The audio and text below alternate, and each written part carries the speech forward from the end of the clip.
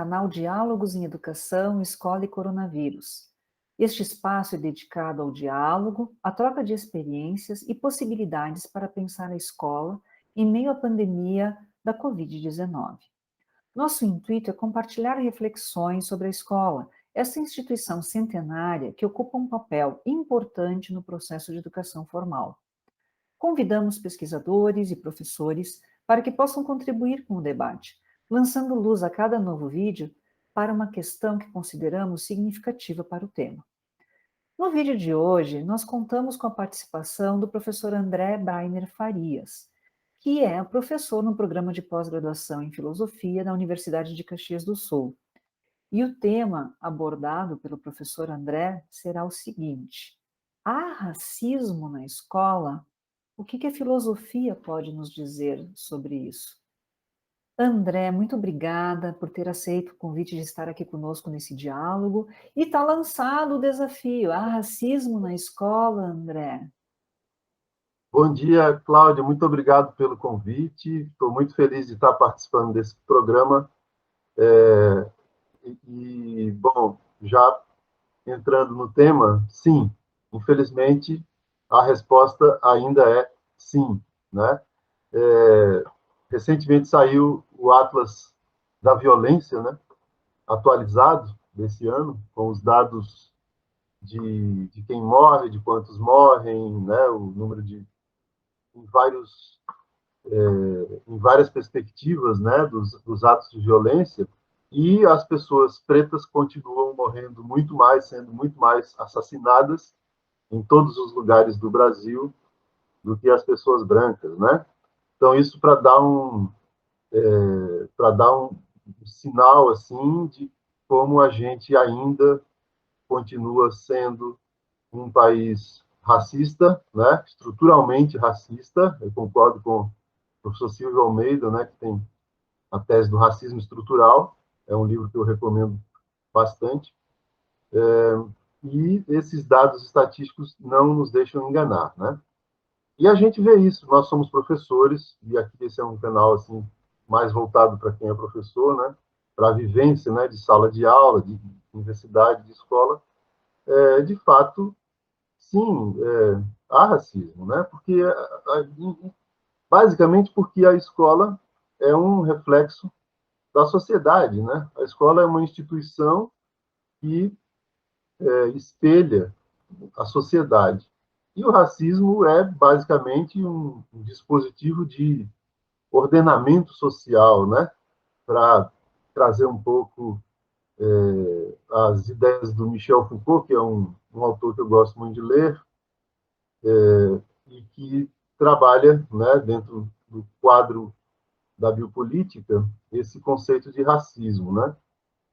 O Michel Foucault explica que, num determinado momento da nossa história, o racismo, a partir das teorias da raça, né, ele passou a ser um instrumento, uma ferramenta, um dispositivo de ordenamento social, né, de organização da sociedade. E, basicamente, como é que ele opera? Escolhendo, selecionando as pessoas cuja vida vale mais ou menos, né? E tem vários graus de racismo, né? A gente no Brasil está muito acostumado, quando se fala de raça, de racismo, a falar dos pretos, né? Dos que descendem dos africanos, enfim, da genética africana. E, na verdade, mundo afora, né, existe variedades, né, de, de segmentação racial, né, que não é só branco e preto, né? Como é o caso aqui no Brasil. Por exemplo, uma pessoa que é judia e muito branca não vai assim sofrer tanto preconceito, potencialmente não está assim correndo o risco de sofrer racismo numa escola brasileira, né? Até porque assim ele vai ser identificado, talvez, né? Quem tiver um pouco mais de conhecimento a respeito do sobrenome da pessoa, por exemplo, como judeu, né? O que é diferente se a pessoa está no contexto da Alemanha nazista, por exemplo, né? Onde os judeus estão no foco, né? daquele tipo de racismo que se estruturou ali na época do nazismo, né? Agora, se você entra numa sala de aula e olha assim a tonalidade da cor das pessoas, né? Dependendo da escola, evidentemente, né? Vamos pegar uma escola privada, é majoritariamente branca, né? E aí tem dois ou três de pele mais escura, né? É evidente que vai ter um clima, né? Por mais que não que isso não seja explícito, muitas vezes né? Mas porque a gente, claro que está num nível bastante avançado de discussão, de compreensão dessa questão, desse problema, dessa chaga, né, social, eu diria, e a gente assim já está bastante mais alfabetizado a respeito disso do que éramos, né, do que já fomos, inclusive por causa de leis que criminalizam a injúria racial, né, tudo isso. Mas a pessoa, de fato, sente que tem que é diferente, né, que, enfim, que olham para ela diferente, que a tratam diferente, né? Então, sim, há racismo. Há racismo. E basta a gente contar, né? Uma vez eu estava num congresso de filosofia na UX, há uns anos atrás, e uma professora começou a sua fala e ela trabalhava questões de feminismo, né? Ela começou a sua fala contando quantas mulheres tinham na plateia, né? Assistindo. A sala estava cheia e ela de fato as mulheres eram absolutamente minoritárias, né? E aí ela começou a desenvolver então o tema dela, que era filosofia de gênero, a partir desse dado muito elementar, né? Que é simplesmente contar quantas pessoas existem daquele segmento identitário, vamos dizer assim, né? E eu diria que, para responder e para encerrar por enquanto, né, a minha primeira abordagem, e simplesmente a gente contando quantas pessoas pretas existem normalmente numa sala de aula, vou pegar o contexto que é o meu e o seu, da Universidade de Caxias do Sul. É absolutamente minoritário, né? Vamos falar bem francamente, né? E é claro que isso reflete o racismo que estrutura nossa sociedade.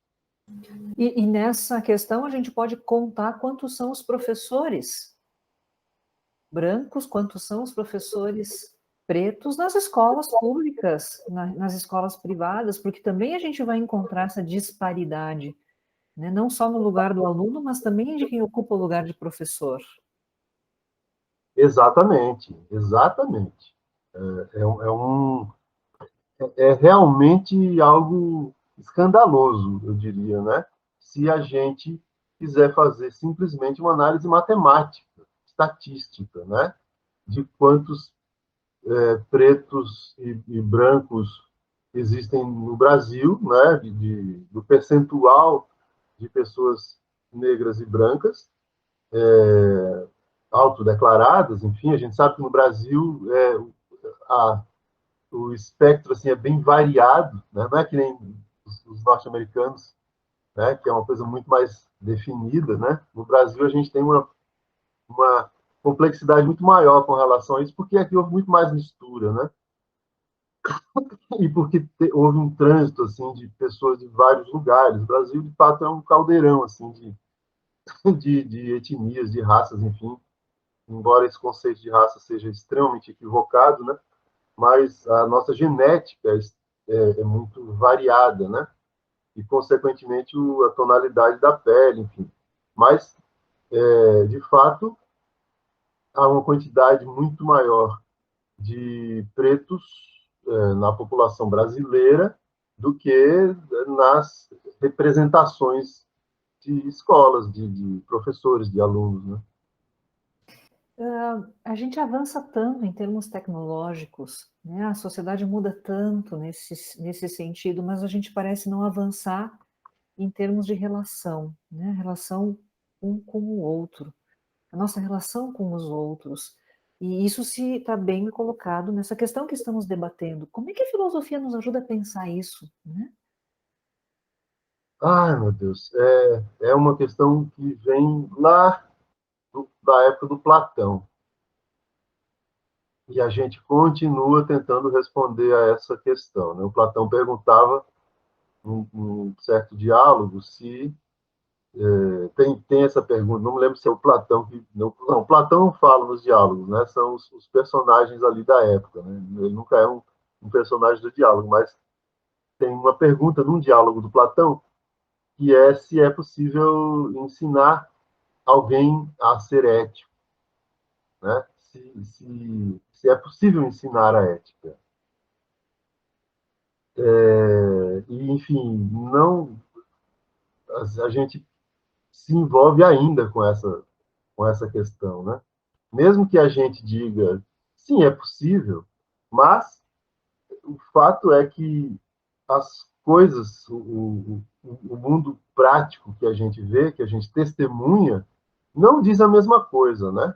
Porque eu posso dar uma grande aula de ética, ou talvez até eu possa ser um grande especialista em ética, e nada vai garantir que eu não faça atos racistas, por exemplo, né? Eu não proceda de uma forma antiética, né? Então, certamente a filosofia ajuda, porque pautar essas questões, desenvolver, construir conceitos, desenvolver temas e conceitos que trabalhem, que nos ajudem a entender relações humanas, né? Ética, respeito, dignidade humana, enfim, a questão do outro.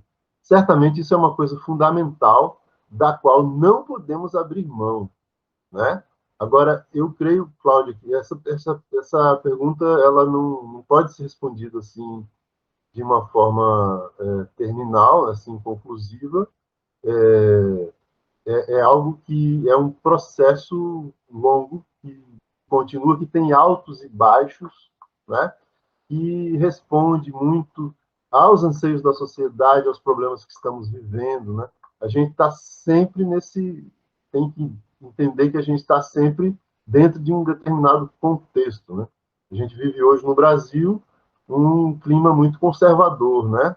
Onde esses temas do racismo, por exemplo, eles estão de repente eles ganharam uma nova importância, né? Porque os atos racistas, até pelo próprio presidente da República, eles começaram a explodir novamente, né? Então, isso leva a gente a discutir racismo novamente, a pessoas falarem mais sobre isso, entende? Então, a gente tem um nível de discussão, de compreensão extremamente avançado, no entanto, a sociedade continua, né?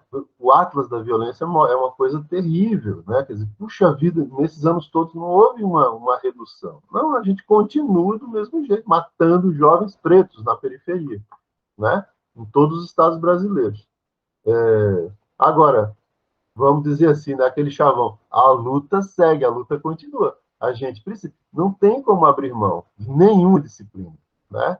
É, é, eu acho que a filosofia tem um grande papel que é o de, vamos dizer assim, apimentar, para usar uma metáfora assim, apimentar o diálogo, entende? Para botar minhoca na cabeça das pessoas que estão falando, que estão dialogando né? Então, acho que a filosofia é um grande instrumento de problematização dos diálogos que a gente precisa pautar, precisa fazer, né? Então, e para o racismo não é diferente. Quais são atualmente, dentro da filosofia, ou as linhas, abordagens, os autores que mais têm contribuído para esse debate em relação ao racismo?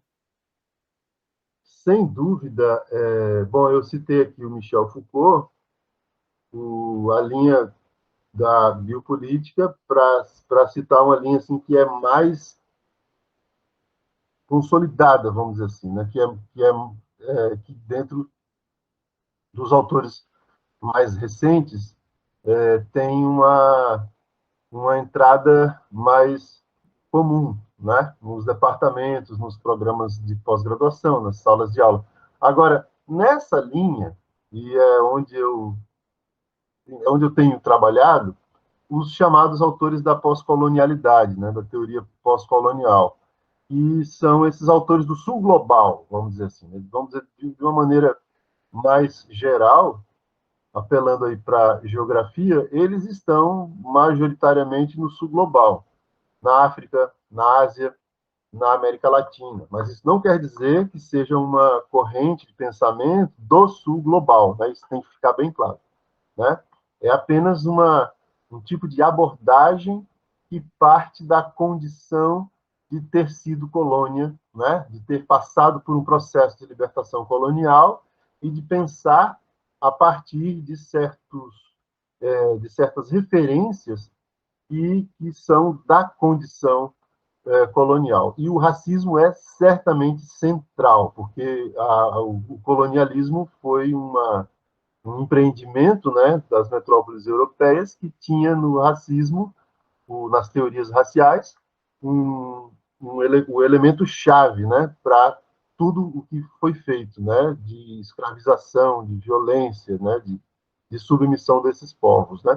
Então esses autores, aí eu vou citar um que eu tenho estudado bastante, que é o Frantz Fanon, né, que é um, um martinicano, né, de colônia francesa, já falecido. Ele morreu muito jovem, com 36 anos, mas deixou uma obra fantástica, uma delas mais conhecida chama-se Os Condenados da Terra, né, que é uma obra magnífica, né, que eu recomendo a leitura. Recentemente saiu uma chamada Escritos Políticos, né, pela Boitempo, e também um mais recente, que tem penetrado bastante no circuito brasileiro, é o Achille Mbembe, né, que é um filósofo camaronês, professor na África do Sul, e que tem vários livros, e um deles que é muito interessante pelo título, né, Crítica da Razão Negra. E o Achille Mbembe é um leitor entusiasta, né, um grande leitor de Frantz Fanon. Enfim, para citar dois autores que são muito importantes para entender o tema do racismo hoje, né? E que tem edições novas e bastante comentadores, muitas teses, muita gente recentemente falando sobre eles, né? André, estamos infelizmente chegando no nosso tempo, né? Esses diálogos têm essa pretensão de trazer um assunto, comentar um pouco brevemente, e fiquei pensando assim, como sempre, quando a gente se coloca a conversar com a filosofia, trata-se de abrir questões, não de fechar questões. Eu tenho vontade de continuar te ouvindo e te perguntando, e eu acho que poderia ficar horas aqui contigo, mas fica um convite para que talvez possas retornar num outro diálogo mais adiante, né? Quero te agradecer, nós, né, queremos te agradecer, agradeço em nome do programa de pós-graduação em educação da UX, né, por esse diálogo em que o professor André aborda o tema se há racismo na escola, o que a filosofia pode nos dizer sobre isso. Esse é um espaço de interlocução, de construção coletiva de novas oportunidades e criações pedagógicas. Convidamos você para assistir os diálogos gravados em 2020. São 63 vídeos curtos em que conversamos sobre escola, pandemia, desafios e invenções possíveis. E estes diálogos que gravamos em 2021 também. Se inscreva no nosso canal para acompanhar as próximas publicações. Um abraço a todos. André, muito obrigada. Eu que agradeço, Cláudia, estou sempre à disposição, adorei essa conversa e sigo aberto aí para novas conversas e futuras conversas.